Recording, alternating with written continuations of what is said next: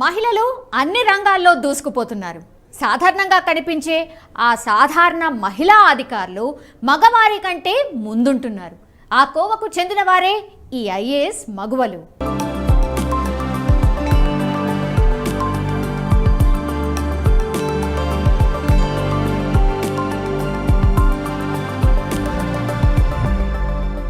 కాటా అమ్రపాలి.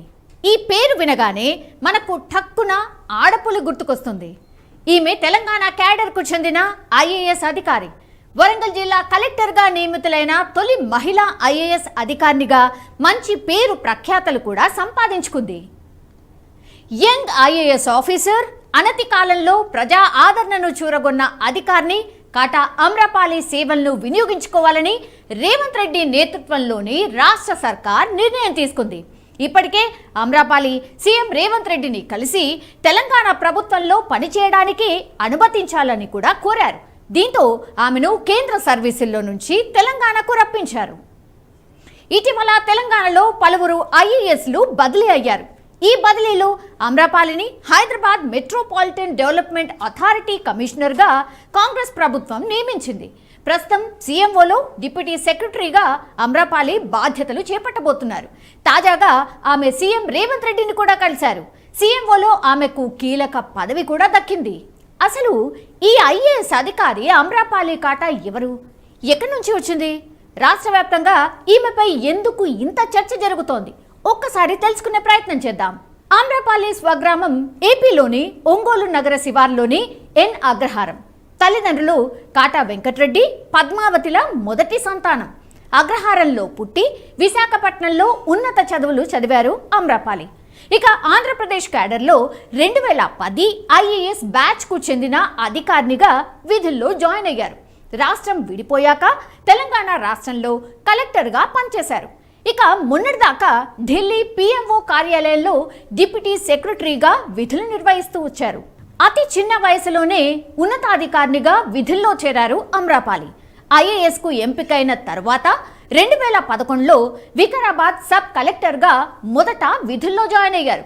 అనంతరం రంగారెడ్డి జిల్లా జాయింట్ కలెక్టర్గా, వరంగల్ అర్బన్, వరంగల్ రూరల్ జిల్లా కలెక్టర్గా పనిచేశారు. ఇక అమ్రపాలి అడ్వెంచర్ ప్రోగ్రాముల్లో యాక్టివ్గా ఉంటారు.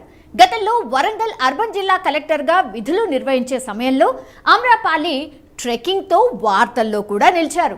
అడ్వెంచర్ ప్రోగ్రాముల్లో యాక్టివ్గా ఉండే అమ్రపాలి అడవుల్లో ట్రెక్కింగ్ చేస్తూ అందరినీ ఉత్సాహపరిచారు కూడా.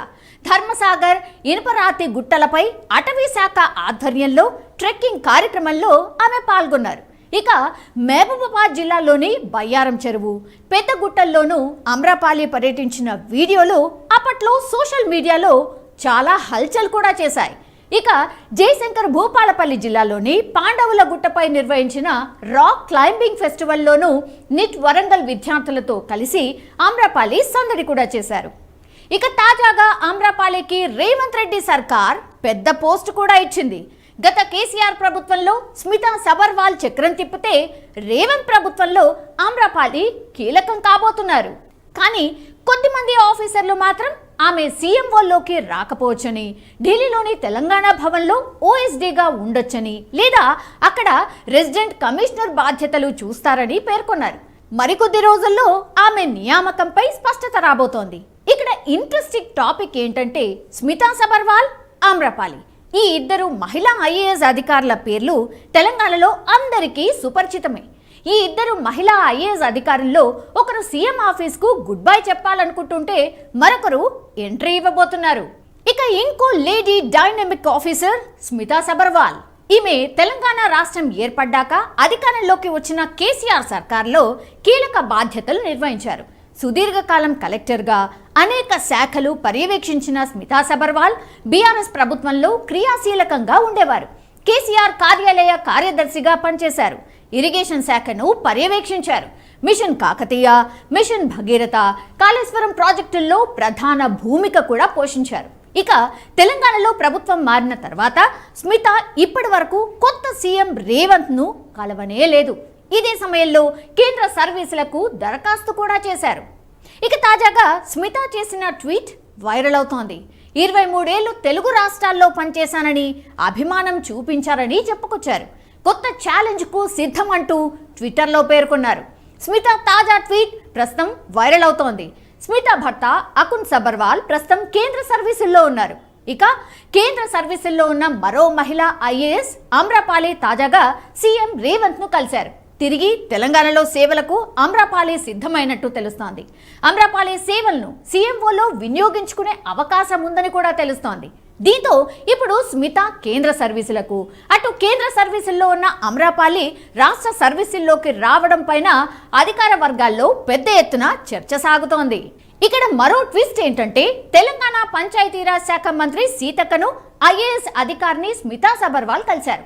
సీతక్క సెక్రటేరియట్లోని తన ఛాంబర్లో మంత్రిగా బాధ్యతలు స్వీకరించే సందర్భంలో స్మితా సబర్వాల్ సెక్రటేరియట్కు వెళ్లి సీతక్కను మర్యాదపూర్వకంగా కలిసి సన్మానించారు కూడా. ఇక కేసీఆర్ హయాంలో కీలకంగా వ్యవహరించిన స్మితా సబర్వాల్ రేవంత్ రెడ్డి సీఎం అయ్యాక ఇప్పటి వరకు ఎవరినీ కలవలేదు. దీంతో స్మితా సబర్వాల్ కేంద్ర సర్వీసుల్లోకి వెళ్తున్నారని ప్రచారం కూడా జరిగింది. అయితే కేంద్ర సర్వీసుల్లోకి వెళ్తున్నానంటూ వస్తున్న వార్తలను స్మితా సబర్వాల్ ఖండించారు. అవన్నీ అవాస్తవమని, తాను ఎక్కడికి వెళ్ళటం లేదని ట్విట్టర్లో వెల్లడించారు. తాను రాష్ట్రంలోనే పనిచేస్తానని కూడా చెప్పుకొచ్చారు. తెలంగాణ ప్రభుత్వం తనకు ఏ బాధ్యత అప్పజెప్పినా నిర్వహిస్తానని తెలియజేశారు. ఇక తెలంగాణ ప్రభుత్వంలో భాగమైనందుకు తాను గర్విస్తున్నట్టు చెప్పుకొచ్చారు. స్మితా సబర్వాల్ కేసీఆర్ ప్రభుత్వంలో ఇరిగేషన్ వ్యవహారాలు పర్యవేక్షించారు. మిషన్ కాకతీయ ప్రాజెక్టు బాధ్యతలు నిర్వహించారు. స్మితా సబర్వాల్ పై మాజీ ఐఏఎస్ ఆకునూరి మురళి సంచలన వ్యాఖ్యలు చేశారు. కేవలం తెలంగాణలోనే కాదు, దేశం మొత్తంలోనే హెలికాప్టర్ పై వెళ్లి ప్రభుత్వ పనులను పర్యవేక్షించిన ఏకైక ఐఏఎస్ స్మితా సబర్వాల్ మాత్రమే అని కీలక వ్యాఖ్యలు చేశారు. మరోపక్క రేవంత్ సీఎం అయిన తర్వాత పలువురు అధికారులు మర్యాదపూర్వకంగా కలిశారు. కానీ స్మితా సబర్వాల్ కలవకపోవడం చర్చనీయాంశంగా మారింది. ఈ క్రమంలోనే మంత్రిగా సీతక్క బాధ్యతల స్వీకరణ వేళ స్మితా సబర్వాల్ ప్రత్యక్షమయ్యారు. కొన్ని ఫైళ్లపై మంత్రితో ఆమె సంతకాలు కూడా తీసుకున్నారు. తెలంగాణ అధికారినిగా ఇక్కడే పనిచేస్తానని స్పష్టం చేయడంతో సీతక్క పర్యవేక్షిస్తున్న శాఖల్లో పోస్టింగ్ ఖాయమైందా అనే చర్చ కూడా మొదలైంది. అయితే తాజాగా ప్రభుత్వం ఐఏఎస్లకు పోస్టింగ్స్ ఇచ్చింది. అందులో అమ్రపాలికి హెచ్ఎండిఏ కమిషనర్గా బాధ్యతలు అప్పగించారు. స్మితా సబర్వాల్కు తిరిగి పోస్టింగ్ కోసం సీతక్క సిఫార్సు చేస్తున్నారా? ముఖ్యమంత్రి రేవంత్ నిర్ణయం ఏంటనేది ఇప్పుడు ప్రభుత్వ వర్గాల్లో ఆసక్తికరంగా మారింది. త్వరలో సీఎం రేవంత్ ను స్మితా సబర్వాల్ కలుస్తారని కూడా ప్రచారం జరుగుతోంది.